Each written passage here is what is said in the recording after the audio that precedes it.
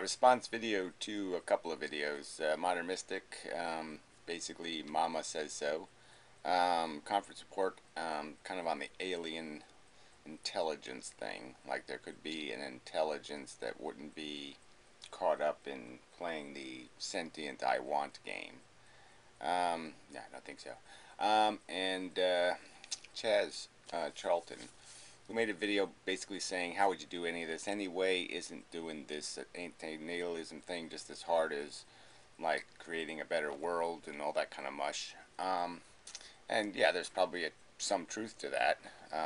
We could fix a lot of social problems are probably just as unrealistic as attempting to accomplish this anti-natalism thing humanely. His basic argument is the end game argument. Like there's going to be some people who are going to just say, no, I still believe in Jeebus. They're going to resist the whole idea of extermination through passive non-perpetuation. Even though it's completely harmless, they're just not going to give away their right to keep reproducing, or voluntarily, accept that payment.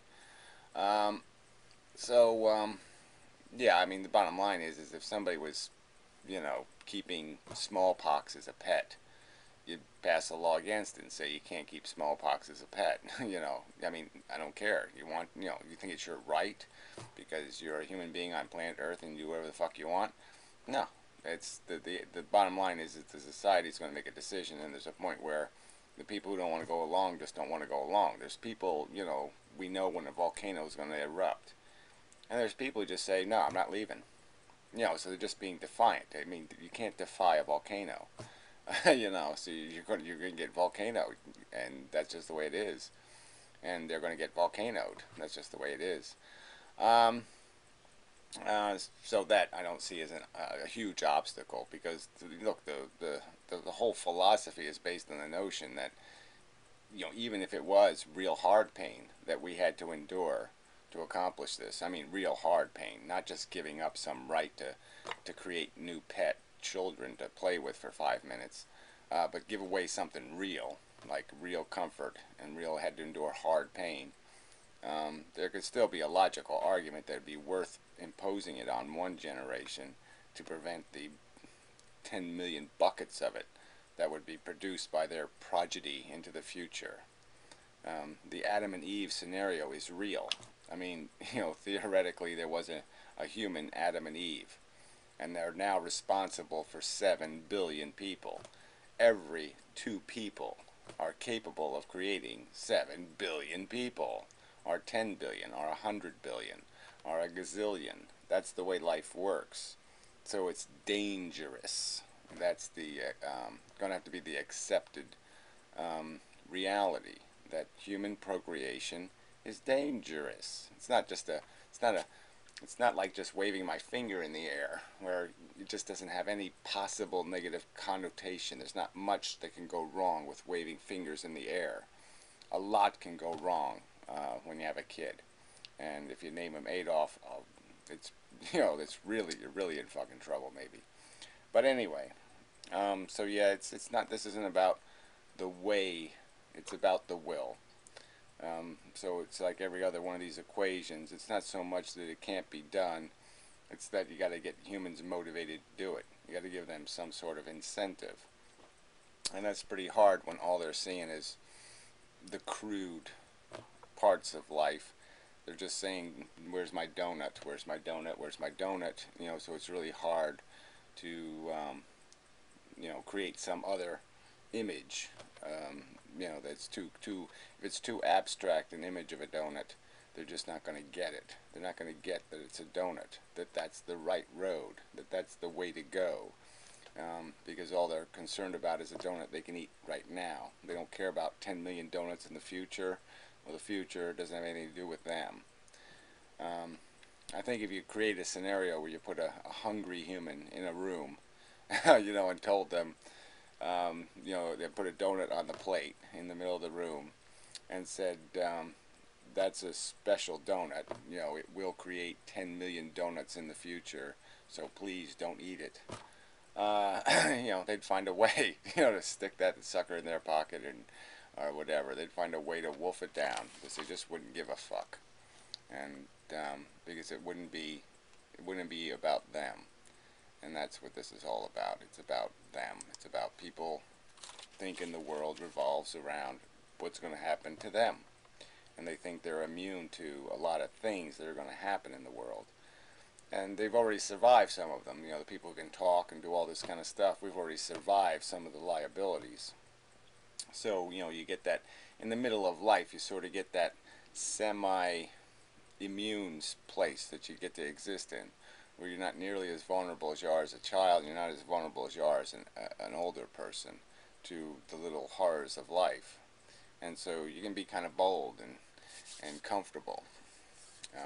Especially, like I said, if you just don't have those disabling or you either have them early or you have them late. They usually just don't show up in the middle, most of them. So anyway, a drunk driver can show up anytime, but people, I think, feel pretty immune to that one too. I don't think they really think about it as they're driving, that the next guy coming down the road could plow right into them. And I guess that's sort of what I want to go with this a little bit in a conversation about just the psychology of it. And that gets back to the modern mystic. Part of it is you can't even have the conversation because people are so, it is really the sports team phenomenon or mother or whatever. Yeah, you're insulting the very nature and structure of their being. To insult human life is to insult them. It's to say basically, yeah, you're not, even with you on planet Earth, it still isn't good enough. Yeah, you're really fantastic. You're a great human being, but even with you, it's still not good enough. And so it's sort of, an insult. Like, what, you mean I'm here and it still isn't good enough? How could that possibly be? And I'm coming from a perspective, too, I have to admit that, it's always been pretty obvious to me. If society, like we heard on the news when I was 8 years old, that the government has to decide to discontinue the human experiment, and we will slowly be, de-perpetuated off the planet. I would have said, "Oh, that makes sense." Yeah, they figured it out. This really is nuts. This is crazy motherfucking shit.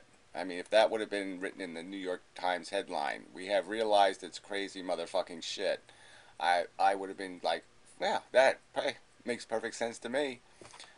So it always seemed it was always a compatible notion to me that we would just say, well, this isn't worth it. This is crazy.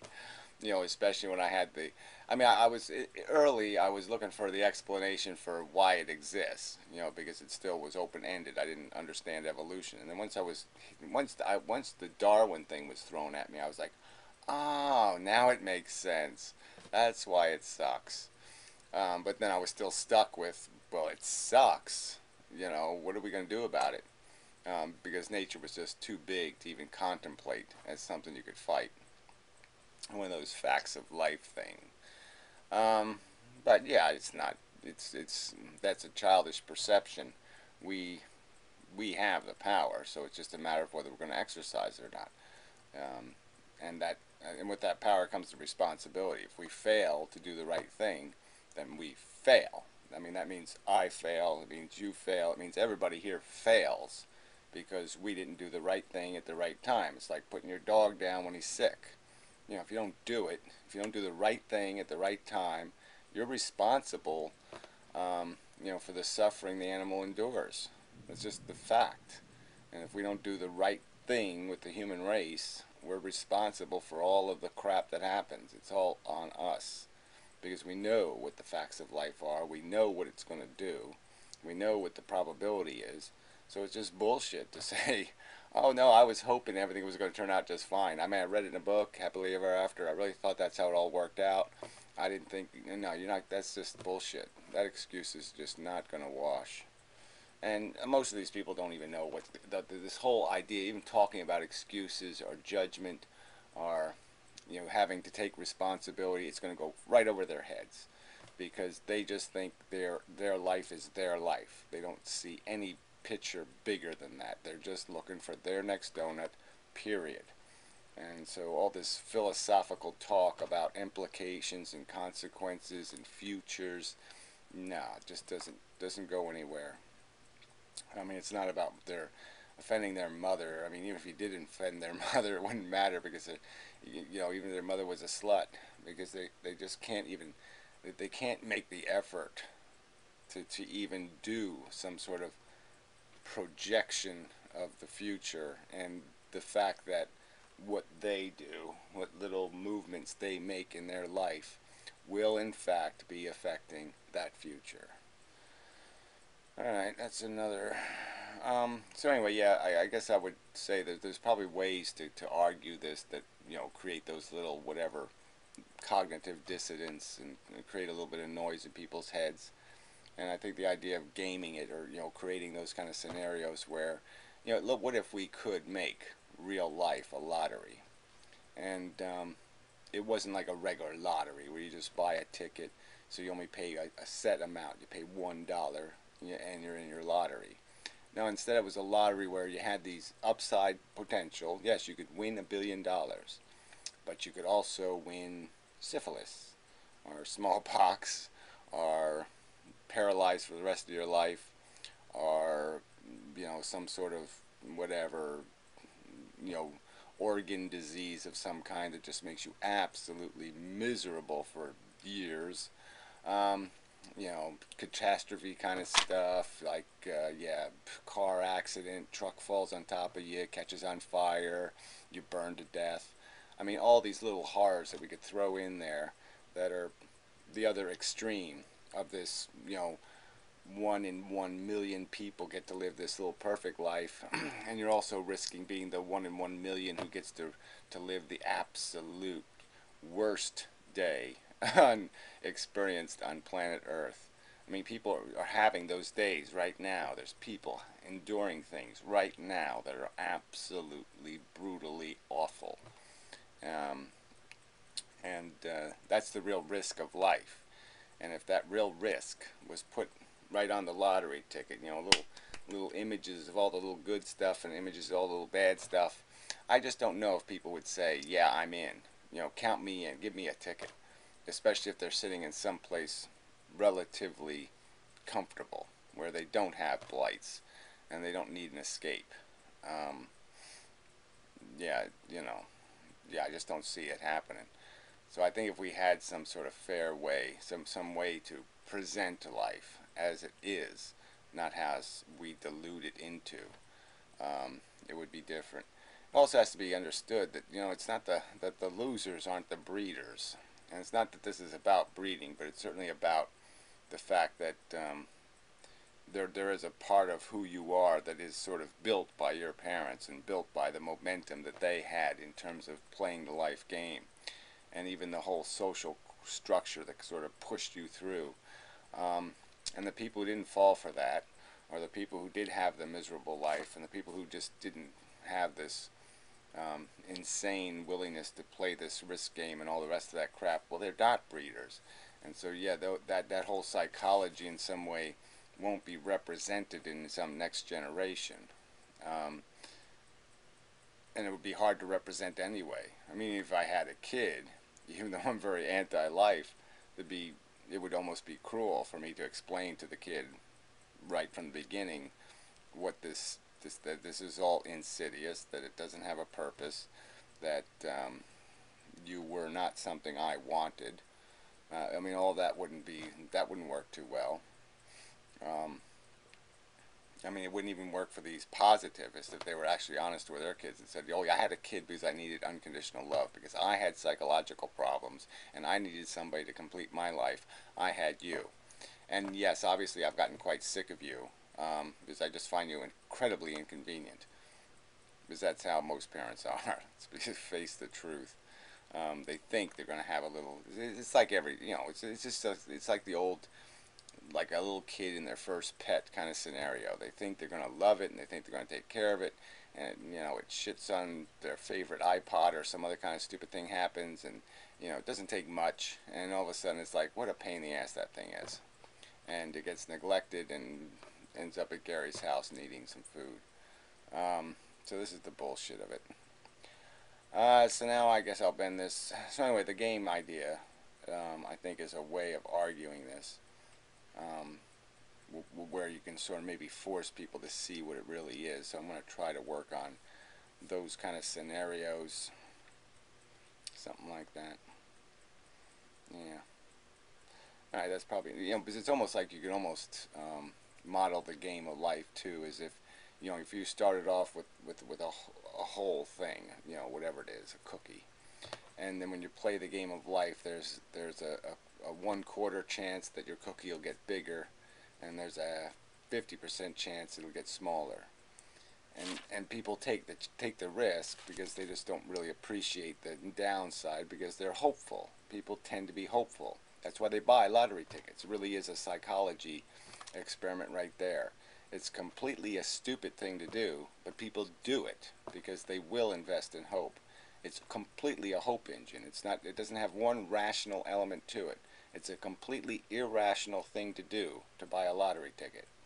All right, but people do it because they live on hope. And that's sort of the game here. But if the reality was put to them, that look, over time, with this scenario, your cookie will get smaller. It'll just keep getting smaller. That's the end game. It's this entropy thing. It just isn't going to work. So even though there's a hope that your particular cookie might win in the end, the cookies will not. There'll be less cookie at the end because of the way life just will eat pieces. It will always take more in suffering than it's going to produce in contentment and some real value pleasure, some substantive accomplishment that can justify that real pain. And even by these optimists' equations, like I said, if it was really put to them, if you put the straws right in their face and said, yeah, you're going to pick a straw here. One of these straws is going to be, a ham sandwich or whatever it is you're horny for, and the other straw is going to be a kick in the nuts. They wouldn't be pulling these fucking straws. Alright, so then conference report and alien intelligence. I would argue that you really can't have intelligence. I mean, real intelligence. You can only have programmed intelligence that doesn't feel. If it doesn't feel, it has no motivator. It has no mechanism to create the need to solve the problem, or even, how else do you even put it? You have to have the feeling organism to create the problem in the first place. And so intelligence can only do that. It can only be motivated by feelings directly, or motivated because the feeling thing exists in the external world and it's going to be compelled to fix it. Any other intelligence would have to be just completely programmed, like a robot is programmed to paint a car. You could say and it has error checking, and it can make sure it's doing things right, and it can judge its own performance, and it can have all that built into it, but it's just a programmed reaction. It's just saying, oh, I'm going to do these, this, and that's it. It doesn't have a motivator. It just has the program. And any kind of more abstractable intelligence, one that could analyze, I'm painting cars, is painting cars a sensible thing for me to do? The one that's smart enough has a smart program running that allows it to see the whole picture. It's just going to say, why am I painting cars? It's going to say, I don't need to do this. I have no obligation. I haven't been told, I haven't been given a rational reason why I should be painting these stupid cars. So until I'm giving a reason, I'm not going to do it. And so they'd have to be able to construct some sort of logic or motivator. So I just don't think number one, like I said, I just don't think you could have biological, intelligent organisms, whatever, evolve on a planet that weren't compelled by something duplicating sensation, some sort of conscious experience that creates necessity, creates want and fear and suffering or misery and pleasure. If it doesn't do those things, they're not going to develop an intelligence, in my opinion. So in that sense, your thought experiment, I think, just kind of falls apart. So I don't think there can be a Mr. Spock intelligence in the universe. It has to be created out of one that starts off like a Mr. Spock, where, you know, an alien race tries to devoid itself of emotion. But my argument to that would be, then you just become a janitor. You know, then Vulcan just becomes the janitor planet. And if you're the janitor planet, you're not going to say, well, we have decided that all this competition thing, ego thing, pain, suffering thing isn't really worth it. But we're going to basically perpetuate it in all these other species in the universe. No, you're going to try to annihilate it in them too. You're going to say, hey, get over it, fellas. You know, it's a waste of time. So let's all work on getting rid of this vulnerability that exists in the universe. You wouldn't be sitting there just making your intelligence a servant to somebody else's penis, essentially. I mean, you cut your own off, and then you say, but yeah, I'll give my intelligence to them and help save them from, you know, the facts of life blights. So that was, you know, there's so much wrong with all of these stories that we tell to describe reality. Of course, the religious stories are just nonsense. The Shakespeare is just romance and just feeds on, you know, all this human ego crap. And then this sci-fi stuff is just, yeah, it's full of the same stuff too. It's just too full of hope and want and donuts, and it doesn't have, it's the cold truth just doesn't get served because it's not much fun. It doesn't. People need the philosophy to feed their ego, and instead of the other way around, where their ego is fed by getting things right. Their ego really doesn't care about being right. It just cares about being comfortable, and it's not comfortable to accept failure. And that's probably, like, it's not so much as an insult to their parents. I think it's an insult to them. Like, they just can't concede failure. They're just going to say, no, we got to keep fighting. Fight, fight, fight, fight, fight. And that's all it's about. Surrender. No, you can't surrender to nature. You can't surrender to the facts of life. No, you've got to just keep marching into them. And just keep banging into that solid steel 500-mile thick wall, and eventually you're going to put a dent in it. No. So anyway, now it's enough of a video. So anyway, sorry, long video, blah blah blah, blah blah blah, and such.